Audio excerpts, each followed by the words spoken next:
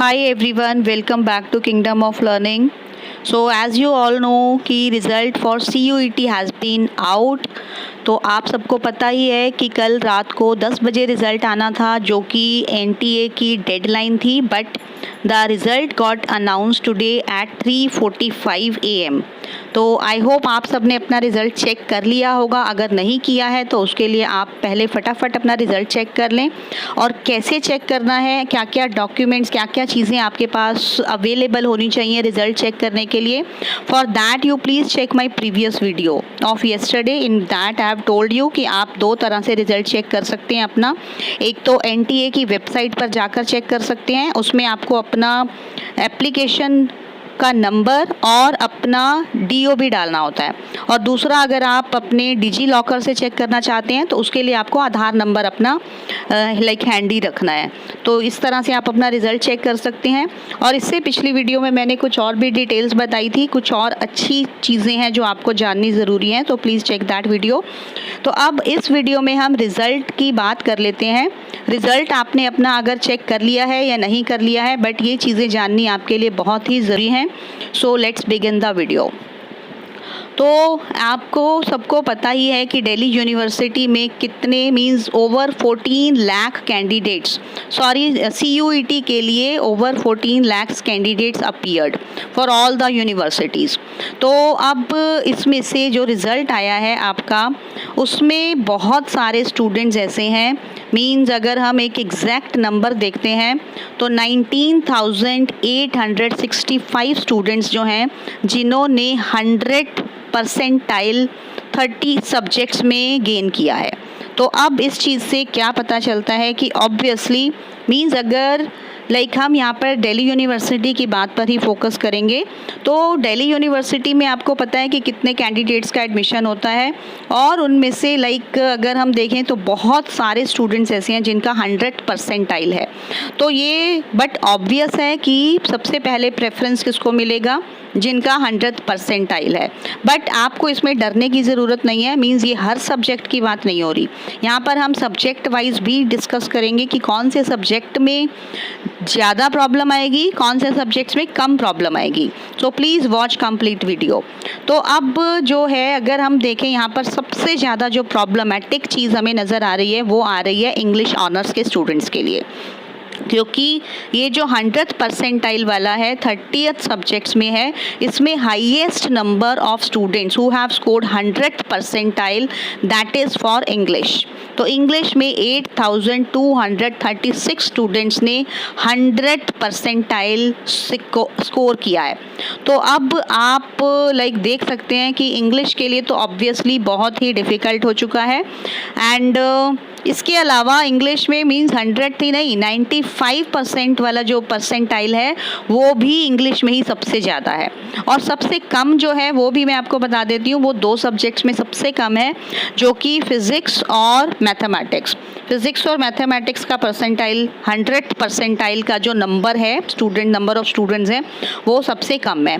तो अब इसके बाद अगर इंग्लिश की हमने बात कर ली कि इंग्लिश में सबसे ज़्यादा है, तो ऑब्वियसली इंग्लिश ऑनर्स में अगर आप एडमिशन लेने जा रहे हैं तो आपका बहुत अच्छा परसेंटाइल होगा, तो ही आपको एडमिशन उसमें मिल सकता है.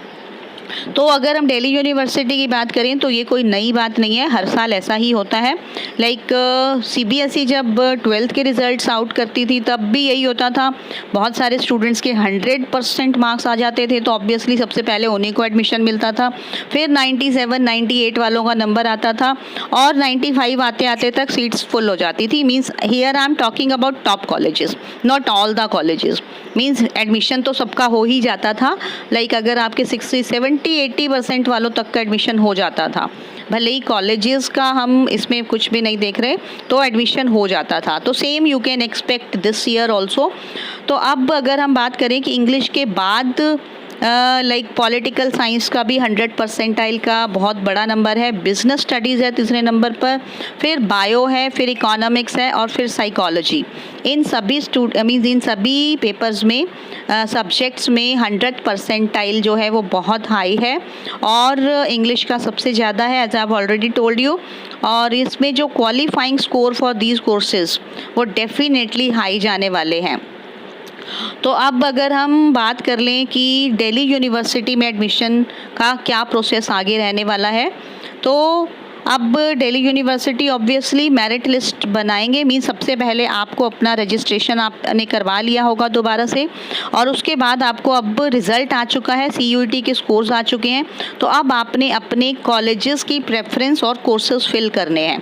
तो अब आपके रिज़ल्ट के बाद एक मेरिट लिस्ट बनाई जाएगी दिल्ली यूनिवर्सिटी की तरफ से, और उसमें ऑब्वियसली जिनके हाई परसेंटाइल होगा उनको ही प्रेफरेंस मिलेगी पहली लिस्ट में।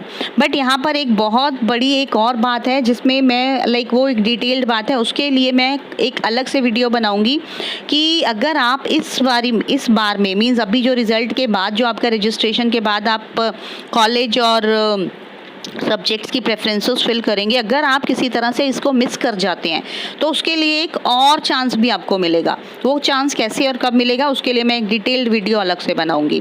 तो अब आपने अपना कॉलेजेस की प्रेफरेंसेस वगैरह फिल कर देनी है। उसके बाद आपके डॉक्यूमेंट्स वेरीफाई होंगे, और अगर वेरीफाई होने के बाद सब चीज़ें अगर आपकी फ़ाइन होंगी, ओके होंगी, तो फिर आपको फ़ीस का ऑप्शन मिलेगा। और फ़ीस ऑप्शन मिलेगा जब आपको, और इसमें एक चीज़ ये भी हो सकती है कि आपको एक से ज़्यादा कोर्सेज़ में भी सीट्स मिल जाएं। मीन्स अगर आपका परसेंटाइल बहुत अच्छा है तो हो सकता है कि आपको एक नहीं बल्कि दो कॉलेजेस में भी एडमिशन हो जाए। तो आप हंस रहे होंगे, जिनका परसेंटाइल कम है वो लोग सोच रहे होंगे कि हमें एक में ही मिल जाए, बड़ी बात है। बट यहाँ पर हम सबकी बात कर रहे हैं। तो अगर आपको एक में मिलता है या दो में मिलता है, जिसमें भी जो पहली लिस्ट आउट होगी, अगर आपको उसमें एडमिशन मिल जाता है और आपको लगता है कि हाँ मेरा सब कुछ ठीक है, नहीं भी है तो भी आपको अगर अपनी सीट को सिक्योर करना है तो आपको फ़ीस पे करनी पड़ेगी। अगर आप फ़ीस पे नहीं करोगे तो फिर आपका आगे का प्रोसेस वहीं पे स्टॉप हो जाएगा। ये बहुत ही थोड़ी सी कॉम्प्लिकेटेड चीज़ है, कहीं आप इस चीज़ को मिस मत कर देना कि हम बाद में अगली लिस्ट में देखेंगे कि हमारा नाम आता है या नहीं आता। अगर आप फ़ीस पे करके अपनी सीट सिक्योर नहीं करोगे तो आपका नाम अगली लिस्ट में नहीं आएगा। तो आप फ़ीस पे करके आप अपग्रेडेशन के लिए अप्लाई कर सकते हो कि मुझे अपग्रेड करना है, और जब आपका फाइनल सब कुछ हो जाएगा, मीन्स अपग्रेडेशन भी हो गया, आप बिल्कुल सेटिस्फाइड हैं कि हाँ बस मुझे इसी कॉलेज में ही एडमिशन लेना है, तो फिर आप अपनी सीट को फ्रीज़ कर देंगे। पहले ये वाला प्रोसेस IP यूनिवर्सिटी में और दूसरी यूनिवर्सिटीज़ में चलता था, तो अब ये सेम प्रोसेस जो है आपका DU में भी यही चलेगा, और I think all universities which are opting for CUET, तो सभी में यही प्रोसेस चलने वाला है। तो इस तरह से आपको इसके बारे में मैं एक और भी डिटेल्ड वीडियो बना दूंगी, बट फिर भी जो चीज़ें मेरे माइंड में अभी आ रही हैं, I am just telling you all so that कहीं आप कोई गलती ना कर दें। तो अभी सबसे पहले आप अपने कॉलेजेस की प्रेफरेंसेस वगैरह फिल करके आप अप्लाई कर दें अपने पोर्टल पर, और उसके बाद आपको वेट करनी है फर्स्ट लिस्ट कब डिक्लेयर होगी। फर्स्ट लिस्ट में आपने चेक करना है कि आपका नाम अगर आ जाता है तो आपको फ़ीस पे करनी है डॉक्यूमेंट्स वेरीफाई होने के बाद। अगर नहीं आता तो आपको अगर आपका नाम नहीं आता तो आपने वेट करनी है नेक्स्ट लिस्ट की। तो अगर आपका नाम पहली लिस्ट में नहीं आता तो हियर आई मीन टू से कि अगर आपका नाम किसी भी लिस्ट में मीन्स पहली लिस्ट में किसी भी कॉलेज में नहीं आ रहा तो आपको नेक्स्ट लिस्ट की वेट करनी है। मीन्स ऐसा नहीं है कि एक ही लिस्ट आएगी, 3 4 5 6 पता नहीं कितनी लिस्ट आएंगी, नोबडी नोज। और बीच में भी एक और एडमिशन प्रोसेस स्टार्ट होगा, उसके बारे में as I have told you I will create another video.